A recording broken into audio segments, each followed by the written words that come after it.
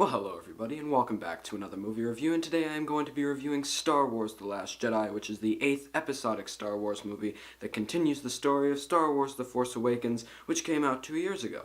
Now, walking into this movie, I was completely blind. I intentionally avoided all the trailers for this movie, and I saw as little footage from the film as I possibly could beforehand, and in retrospect, I'm actually glad I did that, because I could just sit back and soak up what I think is a really fantastic Star Wars movie. Let's start off by talking about the things I really loved in this movie. Mark Hamill and Adam Driver as Luke Skywalker and Kylo Ren respectively are absolutely phenomenal, and Daisy Ridley is also very strong in this movie. There are a lot of new, smaller supporting characters played by people that we've never seen in Star Wars movies before that had real potential to tank this movie, but thankfully they didn't, and they were incorporated alongside the characters we already love. The movie as a whole is shot absolutely brilliantly. There are so many beautiful scenes that just make your jaw drop. And the use of the color scheme throughout this movie I thought was particularly notable. The action scenes throughout the movie are pretty much perfectly executed, and there are 3 notable scenes involving lightsabers that anyone who's seen the movie knows exactly what I'm talking about, that were just absolutely, they're almost just too perfect, and they're some of my favorite scenes in all of Star Wars now. But all these action scenes become even better when you consider the tremendous amount of awesome character development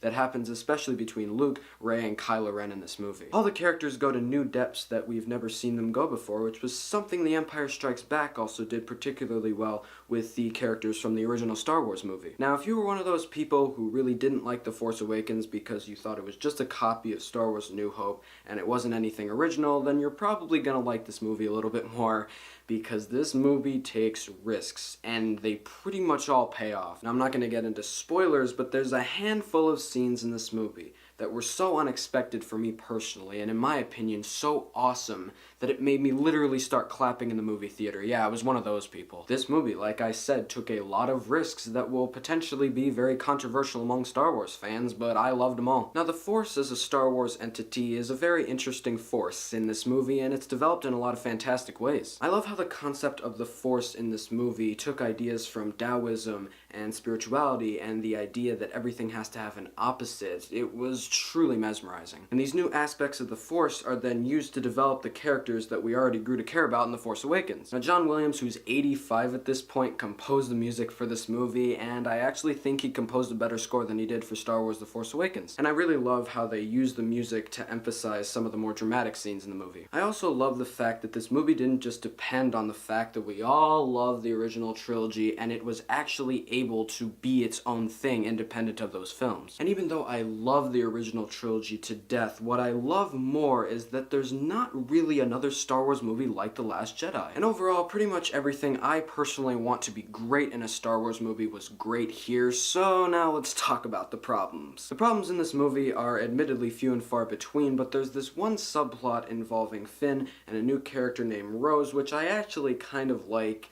that was a little off-putting. This subplot was by far the least compelling and entertaining aspect of this movie, and even though I understand the larger purpose, I feel like the sequences could have been shortened down, even though admittedly I don't hate them as much as a lot of other Star Wars fans. Also, there are a few smaller scenes in the movie that I won't get into because they're kind of spoilerish that I thought could have been handled a little bit differently, but the rest of the movie was so good that I can't even fault the film that much for him. In the end, Star Wars The Last Jedi is a great Star Wars movie. It's one of my favorites now. It's beautifully shot, written, directed, acted, everything is powerful, the music is immersive, everything that I wanted to see in a Star Wars movie, including just some fun action scenes, was fully delivered here. Star Wars The Last Jedi gets a 9.5 out of 10.